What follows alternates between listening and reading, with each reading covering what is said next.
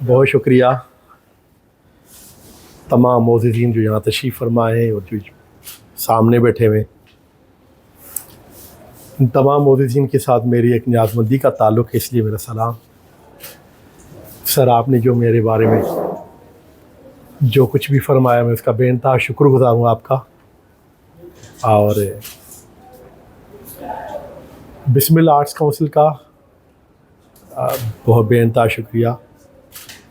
और यहाँ पर बड़े अच्छे अच्छे ख़यालात का इज़हार हुआ तनवीर आफरीदी साहब ने और दीगर दोस्तों ने माशाल्लाह बहुत अच्छे से। और आगा साहब माशाल्लाह कंपेयरिंग करने में, होस्टिंग करने में पूरी तैयारी के साथ आते हैं और माशाल्लाह इनका अपना मुशाहिदा ऐसा है कि अपने वाक़यात ही बताएं तो पूरी महफ़िल सज जाती है। सर तलत साहब के हवाले से ये प्रोग्राम है और मेरी भी उनके साथ बड़ी अच्छी न्याज़मंदी रही और मुझे भी ये एज़ाज़ रहा तनवीर भाई कि मैंने भी उनके साथ कुछ प्रोग्राम्स किए।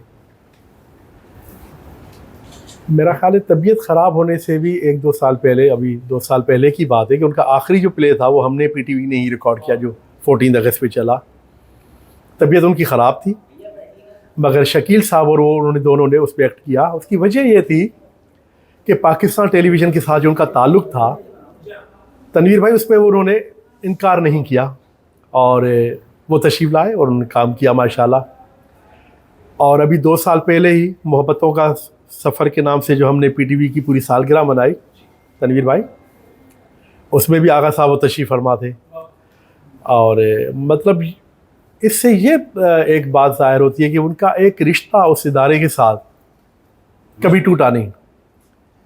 और पाकिस्तान टेलीविज़न की सबसे ज़्यादा कामयाब जो हमारी सीरियल थी हवाएं, वो ज़ाहिर तलत साहब की वजह से, हैदर इमाम रिज़वी उनके प्रोड्यूसर।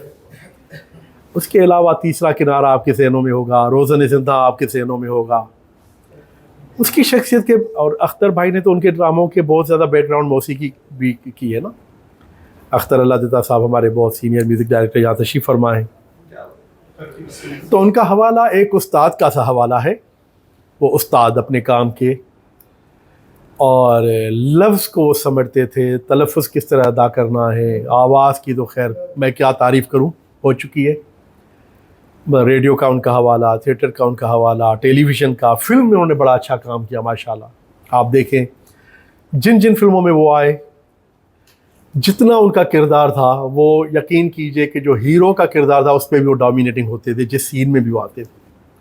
तो उनके किरदार को मुख्तसर करना पड़ता था क्योंकि बेशक उनका कैरेक्टर जो भी हो मगर वो हावी हो जाते थे तमाम अदाकारों पे। क्योंकि तलत साहब के साथ जो मेरी एक मुलाकात, जब भी हम रिकॉर्डिंग करते थे उनसे मुलाकात भी तो होती थी ना, ज़्यादातर कोशिश होती थी कि उनसे हम सीखें। तो आगा भाई आँखों का इस्तेमाल जो तलत भाई ने किया ना, और वो ख़ुद भी कहते थे, हमें सिखाते भी थे कि यार अदाकारी तो करते हैं लोग, आवाज़ भी अच्छी है मगर फेस एक्सप्रेशन का मतलब ये है कि आँखों को किस तरह इस्तेमाल किया जाए और आँखों से अपने तासुरात को किस तरह से इस्तेमाल किया जाए। तो ज़ाहिर है कि तलत साहब इस हवाले से वो काम करते भी थी और वो नज़र भी आता था, यकीन करें। दूसरी बात ये है कि जनाब हम उनको गाहे बगाहे अपने लाइव ट्रांसमिशन में बहुत ज़हमत देते थे आने की। तो एक छोटा सा वाक़या जो मैं पहले भी बता चुका हूँ, आज फिर तनवीर भाई में बताऊँगा कि एक मैं लाइव ट्रांसमिशन करता था, नाइट टाइम ट्रांसमिशन। उसमें एक होस्ट, एक मेहमान, तीसरा कोई होता ही नहीं था। तो जनाब और लाइव यानी गलती की कोई गुंजाइश नहीं। मरहुमा अल्लाह ताला उनको जन्नत फिरदौस में जगह अता फरमाए, नाइला जाफरी साहिबा, वो उसकी होस्ट। तो सीधी सी बात है जनाब यार, हम भी नए नए प्रोड्यूसर बने, एक कैमरा होस्ट पे, एक मेहमान पे और 3 शॉट आगा था। अब हुआ सर ये कि नाइला जाफरी साहिबा ने एक सवाल किया तलत साहब से, उन्होंने अपना जवाब शुरू कर दिया। उस ज़माने में कासिम जलाली साहब जनरल मैनेजर थे, वो भी फ्लोर पे मौजूद थे। सर जवाब के साथ साथ नाइला जाफरी साहिबा की खांसी शुरू हो गई, उनकी तबीयत ख़राब होने लगी। ये बताने का मकसद सिर्फ ये है कि एक बड़ा आदमी उस सूरत हाल को किस तरह समझता है और उस सूरत हाल से प्रोड्यूसर को, उस पूरे इदारे को किस तरह निकालता है। अब जनाब अली क्या करे, जवाब शुरू हो गया। उधर जो मेन हमारी होस्ट थी उनकी खांसी शुरू हो गई, उनकी तबीयत ख़राब हो गई। तो प्रोड्यूसर ज़्यादा से ज़्यादा ये कर सकता है कि अपने साउंड रिकॉर्डर से कहे कि यार इसकी ऑडियो आउट कर दे। सर मुझे कैमरा मैन ने कहा, अच्छा मैं देख भी रहा था, ऑफ एयर कैमरा तो लगा हुआ है, उन्होंने कहा कि सर ये ऑडियो तो हमने आउट की, मगर इनको बाहर जाना पड़ेगा ताकि ये बाहर जाएं, पानी पी लें और तबीयत इनकी संभले। अब जनाब अली अब क्या करें, तलस साहब के कान में वो आई भी तो नहीं लगा हुआ था कि वो चीज़ को समझते, मगर वो समझ गए सर। उनका तजुर्बा, वो सर इस बात को समझ गए कि इस वक्त सूरत हाल में उन्होंने क्या किरदार अदा करना है। सर उन्होंने जवाब को तब्दील किया और जवाब देते रहे। नायला साहिबा बाहर गई, उन्होंने पानी पिया, उनको मेरा ख्याल है 2-3 मिनट तो लाजमी लगे होंगे, अगर मैं इख्तिसार से काम भी लो तो इतना लगा होगा। अच्छा कमाल की बात यह है कि तलस साहब ने किसी लम्हे पे ये नहीं महसूस करवाया कि उनके सामने होस्ट नहीं है। मतलब वो बात कर भी रहे हैं, उस खाली कुर्सी को वो जेस्चर भी दे रहे हैं।